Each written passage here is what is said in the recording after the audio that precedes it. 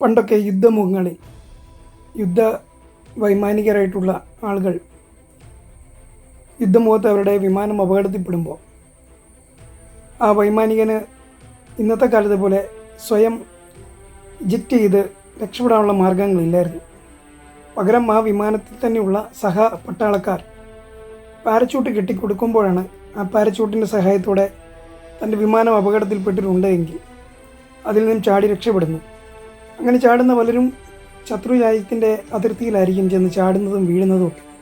പലപ്പോഴും യുദ്ധത്തടവുകാരായി മാറാറുണ്ട്. അങ്ങനെ യുദ്ധത്തടവുകാരായി പിടിക്കപ്പെട്ട ആളുകളുമുണ്ട്. പക്ഷേ നമ്മൾ മനസ്സിലാക്കേണ്ടത് മാതൃരാജ്യത്തെ ജനങ്ങളുടെ സുരക്ഷിതത്വത്തിന് വേണ്ടി പോരാടുന്ന വൈമാനികരാണ് അവർ. അമേരിക്കയിലൊരു ചാൾസ് പ്ലാംബ് എന്ന് പറയുന്ന ഒരു വൈമാനികൻ ഇത്തരത്തിലുണ്ടായിരുന്നു. അദ്ദേഹം അമേരിക്കയ്ക്ക് വേണ്ടി ഒരുപാട് യുദ്ധം നയിച്ച വ്യക്തിയാണ്. പിന്നീട് ജർമ്മനിയുമായുള്ള ഒരു യുദ്ധത്തിൽ അദ്ദേഹം അപകടത്തിൽപ്പെടുകയും ചെയ്തു. ജർമ്മനിയുടെ യുദ്ധത്തടവുകാരനായി മാറി. അങ്ങനെ അദ്ദേഹത്തിൻ്റെ പട്ടാളക്കാരനായിട്ടുള്ള ഒരു സുഹൃത്ത് സഹായിച്ചതിന് പ്രകാരമാണ് അദ്ദേഹം ജർമ്മനിയുമായുള്ള യുദ്ധമുഖത്ത് തൻ്റെ ജീവൻ രക്ഷപ്പെട്ട് യുദ്ധത്തടവുകാരനായി മാറുകയും പിന്നീട് ചർച്ചകൾക്കൊക്കെ ഒടുവിൽ അദ്ദേഹത്തെ തിരിച്ച് അമേരിക്കയിലേക്ക് കൊണ്ടുവരികയും ചെയ്തു. വർഷങ്ങൾക്ക് ശേഷം അമേരിക്കയിൽ ഒരു റെസ്റ്റോറൻറ്റിൽ നിന്ന് അദ്ദേഹം കാപ്പ് കുടിക്കുമ്പോൾ അദ്ദേഹം വീണ്ടും തനിക്കന്ന് ഈ പാരച്യൂട്ട് കെട്ടിത്തന്ന പട്ടാളക്കാരനെ കാണുകയാണ്. അദ്ദേഹത്തെ മനസ്സിലായൊന്നുമില്ല. പക്ഷേ അദ്ദേഹം ആ അപരിചിതനായ മനുഷ്യൻ വന്ന് താനാണ് അന്ന് താങ്കളെ സഹായിച്ചെന്നും കൂടെ ഉണ്ടായിരുന്ന ആളായിരുന്നു എന്നൊക്കെ പറയുമ്പോൾ ചാൾസ് പ്ലാംബ് അത് തിരിച്ചറിയുന്നു. അന്ന് രാത്രിയിൽ അദ്ദേഹത്തിന് മാനസികമായി വലിയ സംഘർഷം ഉണ്ടായി, ഉറങ്ങാൻ കഴിയാതെയൊക്കെ ആയിട്ട് അദ്ദേഹത്തിൻ്റെ ജീവിതകഥ വായിക്കുമ്പോൾ നമുക്ക് മനസ്സിലാക്കാൻ കഴിയും. കാരണം മരണം മുന്നിൽ കണ്ട സമയത്ത് തന്നെ സഹായിച്ച ഒരു വ്യക്തിയാണ് കൂടെ ഉണ്ടായിരുന്ന പട്ടാളക്കാരൻ. പക്ഷേ ആ യുദ്ധമുഖത്ത് ഒരു നന്ദി പോലും പറയാതെയാണല്ലോ തൻ്റെ ജീവിതം സുരക്ഷിതമാക്കുന്നതിന് വേണ്ടി എടുത്തിയാടിയത്. അദ്ദേഹത്തിന് എന്ത് സംഭവിച്ചു എന്ന് പിന്നീട് ചിന്തിച്ചു പോലും ഇല്ലല്ലോ എന്നുള്ള ചിന്തകളാണ് അദ്ദേഹത്തെ അലട്ടിയത്. ഈ മാസം ആഗസ്റ്റ് 28 മഹാത്മാ അയ്യൻകാളിയുടെ ജന്മദിനമാണ്. അങ്ങനെ നീറിപ്പുകയുന്ന ജീവിതത്തിൻ്റെ നടുവിൽ കുഴഞ്ഞുപോയ ജീവിതങ്ങൾക്ക് പാരച്യൂട്ട് കെട്ടിക്കൊടുത്ത മനുഷ്യനാണ്. സഹായത്തിൻ്റെ പാരച്യൂട്ട് കെട്ടിക്കൊടുത്ത, ആത്മാഭിമാനത്തിൻ്റെ പാരച്യൂട്ട് കെട്ടിക്കൊടുത്ത, അന്തസ്സാർന്ന ജീവിതം നയിക്കാൻ വേണ്ടി പാരച്യൂട്ട് കെട്ടിക്കൊടുത്ത ഒരു മനുഷ്യസ്നേഹിയായിരുന്നു മഹാത്മാ അയ്യൻകാളി. പക്ഷേ ആ മഹാത്മാ അയ്യൻകാളി കേരളത്തിലെ സാധുജനങ്ങൾക്ക് വേണ്ടി പോരാടി തമ്പ്രാൻ്റെ മുന്നിൽ മുട്ടുകളയാതെ നെഞ്ചു നിവർത്തി നിൽക്കാൻ ശേഷിയില്ലാതിരുന്ന ഒരു ജനസമൂഹത്തെ അവരുടെ അവകാശങ്ങൾക്ക് വേണ്ടി, അവരുടെ സാമൂഹികപരമായിട്ടുള്ള നീതിക്ക് വേണ്ടി പോരാട്ടം നയിച്ച മഹാത്മാ അയ്യൻകാളി ജീവിതം കൊണ്ട് നിരക്ഷനായിരുന്നെങ്കിലും കർമ്മം കൊണ്ട് ഡോക്ടറേറ്റുകൾ പലതും കീഴടക്കാൻ യോഗ്യതയുള്ള മനുഷ്യ സ്നേഹിയായിരുന്നു മഹാത്മാ അയ്യൻകാളി. അങ്ങനെ മഹാത്മാ അയ്യൻകാളി എന്ന ആ പുണ്യാത്മാവിൻ്റെ നവോത്ഥാന നായകൻ്റെ സർവോപരി മനുഷ്യ സ്നേഹിയായിരുന്ന ആ പുണ്യ മനുഷ്യൻ്റെ ജന്മദിനമാണ് ഈ മാസം 28. നിവർന്നു നിൽക്കാൻ, വിദ്യാഭ്യാസം ചെയ്യുവാൻ, പൊതുവഴി സഞ്ചരിക്കുവാൻ, ജോലി ചെയ്താൽ ജോലിക്ക് അന്തസ്സുള്ള കൂലി ലഭ്യമാകുവാൻ, സർവോപരി ഒരു മനുഷ്യനെന്നുള്ള രീതിയിൽ കേരളത്തിൻ്റെ സാമൂഹിക ഘടനയിൽ നിവർന്നു നിൽക്കുവാൻ, ജീവിക്കുവാൻ ഉള്ള അന്തസ്സാർന്ന വഴി കാണിച്ച മഹാധീരനായ പോരാളിയായിരുന്നു മഹാത്മാ അയ്യൻകാളി. അദ്ദേഹം നീതിക്ക് വേണ്ടി പോരാടി സാധുജനങ്ങളുടെ സാമൂഹ്യ നീതിക്ക് വേണ്ടി നിലകൊണ്ടു. ജീവിതം കൊണ്ട്, കർമ്മം കൊണ്ട്, ആയുസ് കൊണ്ട് ഒരു ജനതയുടെ വിമോചനത്തിന് വേണ്ടി പോരാട്ടം നയിച്ച മഹാനായ വ്യക്തിത്വം. അദ്ദേഹത്തിൻ്റെ ജന്മദിനം ഈ മാസം 28 കേരളം ആഘോഷിക്കുകയാണ്. സർക്കാരും സംഘടനകളൊക്കെ ആഘോഷിക്കുകയാണ്, പ്രത്യേകിച്ച് കേരളത്തിലെ ദളിത് സംഘടന. പക്ഷേ അദ്ദേഹത്തിൻ്റെ പിൻതലമുറക്കാരായിട്ടുള്ള അടിസ്ഥാന ജനത എത്രമാത്രം അദ്ദേഹത്തെ ഉൾക്കൊള്ളുന്നു എന്നുള്ളത് ഒരു വലിയ ചോദ്യമാണ്.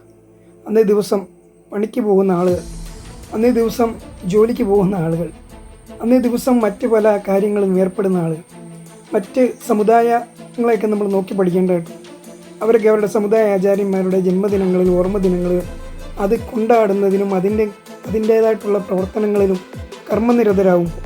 എന്തുകൊണ്ടാണ് കേരളത്തിലെ അടിസ്ഥാന ജനതയ്ക്ക് അതിന് കഴിയാതെ പോകുന്നത്? ചിലരെങ്കിലും അതിൽ നിന്നൊക്കെ പിന്മാറി പോകുന്നുണ്ട്. ഒരു വിമർശനമായി ആളുകൾക്ക് വായിച്ചെടുക്കുവാൻ കഴിയുന്നതാണ്. ഇതൊക്കെ ഏറ്റെടുക്കുവാൻ കേരളത്തിലെ അടിസ്ഥാന ജനതയ്ക്ക്, ദളിത് വിഭാഗത്തിന് കഴിയേണ്ടതായിട്ട് മഹാത്മാ അയ്യൻകാളിയെ ആഘോഷപൂർവ്വം കൊണ്ടാടുവാൻ, അദ്ദേഹത്തിൻ്റെ ജന്മദിനത്തെ കേരളത്തിന് തന്നെ ഉത്സവമാക്കി കൊണ്ടാടേണ്ടതായിട്ടുണ്ട്. കാരണം ഇന്ന് കേരളമായി മാറിയതിൽ നിർണായക പങ്ക് വഹിച്ച ആളാണ് മഹാത്മാഗാന്ധി. അങ്ങനെയുള്ള ഒരു മനുഷ്യനെ നമ്മൾ സ്മരിക്കേണ്ട ദിനത്തിലെങ്കിലും സ്മരിക്കുന്നില്ല എന്നുണ്ടെങ്കിൽ ആരുടെ പോരായ്മയാണ്? അതിന് സർക്കാരിനെ കുറ്റം പറഞ്ഞിട്ടോ അല്ലെങ്കിൽ ജാതിപരമായ ആക്ഷേപങ്ങൾ ഉയർത്തുന്ന സാംസ്കാരിക നായർക്കെതിരെ പ്രതിഷേധങ്ങൾ ഉയർത്തിയതുകൊണ്ടോ കാര്യമില്ല. ഇത്തരം കാര്യങ്ങളിൽ സംഘടിതരാണെന്ന് പൊതുസമൂഹത്തെ ബോധ്യപ്പെടുത്തേണ്ട ബാധ്യത മഹാത്മാ അയ്യങ്കാളിയുടെ പിന്മറക്കാക്കുണ്ട്. അതിനുള്ളൊരു അവസരമാണ് ഈ വരുന്ന ആഗസ്റ്റ് മാസം 28. അത് ഏറ്റെടുക്കുവാൻ അദ്ദേഹത്തിൻ്റെ ആശയങ്ങൾ, അദ്ദേഹം മുന്നോട്ട് വെച്ച സാമൂഹ്യ നീതിയുടെ, മാനവികതയുടെ, സാമൂഹ്യ ജനാധിപത്യത്തിൻ്റെ പ്രസക്തി ഈ 28-ാം തീയതി മുതൽ ഈ 28-ാം തീയതിയെങ്കിലും നമുക്ക് സമുചിതമായി കേരളത്തിൻ്റെ പൊതുസമൂഹത്തിൻ്റെ ശ്രദ്ധയിലേക്ക് കൊണ്ടുവരുവാൻ കഴിയുന്ന തരത്തിലുള്ള പ്രവർത്തനങ്ങളാക്കി മാറ്റുവാൻ കഴിയട്ടെ. അതിന് ഉതകുന്ന പ്രവർത്തനങ്ങൾക്ക് നേതൃത്വം നൽകുവാൻ അദ്ദേഹത്തിന് പിൻതലമുറക്കാർക്ക്, അദ്ദേഹത്തിൻ്റെ ആശയങ്ങൾ ഉൾക്കൊള്ളുന്ന ആളുകൾക്ക്, അദ്ദേഹത്തെ തുറന്ന മനസ്സോടെ സ്വീകരിക്കുന്ന ജനാധിപത്യ വിശ്വാസികൾക്ക് എല്ലാവർക്കും കഴിയുന്ന ഒരു ദിവസമായി ആഗസ്റ്റ് 28 മാറട്ടെ എന്ന് ഞാൻ ആഗ്രഹിക്കുകയാണ്, ആശംസിക്കുകയാണ്. അതിന് കഴിയുന്ന തരത്തിൽ പ്രവർത്തനങ്ങൾ ഏറ്റെടുക്കുവാൻ, പരിപാടികൾ ഇടുവാൻ കേരളത്തിലെ അദ്ദേഹത്തിൻ്റെ പിൻതലമുറക്കാർക്ക്, അദ്ദേഹത്തിൻ്റെ ആശയത്തെ ഉൾക്കൊള്ളുന്ന ഒരു മനുഷ്യർക്കും കഴിയേണ്ടതായിട്ട് മഹാത്മാ അയ്യങ്കാളി എന്ന ധീരനായ പോരാളിയെ അദ്ദേഹത്തിൻ്റെ ധീരമായ പോരാട്ടത്തിന് മുന്നിൽ ശിരസ് നമിച്ചുകൊണ്ട് ഈ വരുന്ന 2025 ആഗസ്റ്റ് 28 മഹാത്മാ അയ്യങ്കാളിയുടെ ജന്മദിനം സമുചിതമായി കൊണ്ടാടുവാൻ നമുക്കെല്ലാവർക്കും കഴിയട്ടെ. മഹാത്മാ അയ്യങ്കാളി എന്ന മനുഷ്യസ്നേഹിയെ, നീതിക്ക് വേണ്ടി നിലകൊണ്ട ആ നീതി സൂര്യനെ, ഇലക്ഷനായിരുന്നിട്ട് പോലും വിദ്യാഭ്യാസത്തിൻ്റെ പ്രസക്തി തിരിച്ചറിഞ്ഞുകൊണ്ട് എൻ്റെ ജനതയെ, സാധുജനങ്ങളെ വിദ്യാഭ്യാസത്തിൻ്റെ മുൻനിരയിലേക്ക് കൊണ്ടുവരുന്നതിന് വേണ്ടി അദ്ദേഹം നടത്തിയ ധീരമായ ഇടപെടലുകൾ, പ്രജാസഭയിൽ അദ്ദേഹം നടത്തിയ, ജനതയ്ക്ക് വേണ്ടി നടത്തിയ വലിയ പോരാട്ടങ്ങൾ, അത്തരത്തിൽ ആ സന്ദേശങ്ങളെയൊക്കെ ഏറ്റെടുക്കുവാൻ കേരളത്തിന് കഴിയേണ്ടതായിട്ടുണ്ട്. അതിൽ കഴിയുന്ന ദിവസങ്ങളായി ഈ ദിവസങ്ങൾ മാറട്ടെ എന്ന് ആത്മാർത്ഥമായി ആഗ്രഹിക്കുന്നു. അതിന് എല്ലാവരും ഒറ്റക്കെട്ടായി മുന്നിട്ടിറങ്ങണമെന്ന് ആഹ്വാനം ചെയ്തുകൊണ്ട്, ആശംസിച്ചുകൊണ്ട് മഹാത്മാ അയ്യങ്കാളിയുടെ ജന്മദിനം കൊണ്ടാടുന്ന ഈ മാസം അദ്ദേഹത്തിൻ്റെ ആശയങ്ങൾ, അദ്ദേഹം മുന്നോട്ട് വെച്ച സാമൂഹിക ജനാധിപത്യത്തിൻ്റെ, മാനവികതയുടെ, മനുഷ്യത്വത്തിൻ്റെ പുതിയ സന്ദേശങ്ങളെ, പുതിയ ഉണർവുകളെ ഉയർത്തിക്കൊണ്ടുവരുവാൻ എല്ലാവർക്കും കഴിയട്ടെ. ഇന്ന് നടക്കുന്ന രാഷ്ട്രീയ ചർച്ചകളൊക്കെ നമുക്കറിയാം. കേരളത്തിലെ സാധാരണ ജനങ്ങളെ ഒരു തരത്തിലും സന്തോഷിപ്പിക്കുന്ന ചർച്ചകളൊന്നും അല്ല നടക്കുന്നത്. അത്തരത്തിൽ ജനങ്ങളുടെ പ്രശ്നങ്ങളെ ഉയർത്തിക്കൊണ്ടുവന്ന മഹാത്മാ അയ്യങ്കാളിയുടെ ജന്മദിന മാസമായ ഈ മാസം ജനങ്ങളുടെ പ്രശ്നങ്ങളെ, സാധാരണക്കാരായ ആളുകൾ സാധാരണക്കാരായ ആളുകൾ അനുഭവിക്കുന്ന, നമ്മുടെ നാട്ടിൻപുറങ്ങളിലുള്ള സാധാരണക്കാരായ മനുഷ്യർ അനുഭവിക്കുന്ന സാമ്പത്തികമായ പ്രശ്നങ്ങളെ, സാമൂഹികപരമായ പ്രശ്നങ്ങളെ, വിദ്യാഭ്യാസപരമായ പ്രശ്നങ്ങളെയൊക്കെ ചർച്ച ചെയ്യുന്ന ഒരു ജന്മദിന മാസമായി ആഗസ്റ്റ് മാസം മാറട്ടെ എന്ന് ആശംസിക്കുന്നു. എല്ലാവർക്കും നന്ദി.